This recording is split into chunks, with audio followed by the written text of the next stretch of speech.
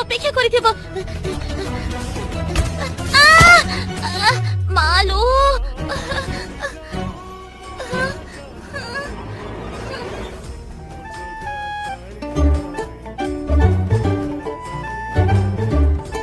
बलराम तो मुह सुखी जाइछि काहेकि कोन हेछि? ମୁଁ ବାଟରେ ଆସୁଥିବା ବେଳେ ପଡିଗଲି। हौ जहा हेछि भलो हेछि।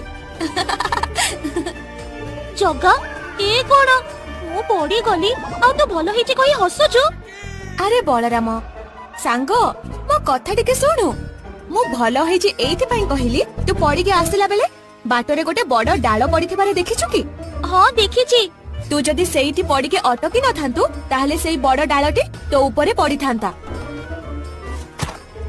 ମୁଁ ଜାଣିଛି ଜଗା, ତୁ ମୋ ସହ ସବୁବେଳେ ରହିଛୁ ଆଉ ତୁ ଥାଉ ଥାଉ ମୋର କିଛି ବି ଖରାପ ହବନି, କାରଣ ତୁ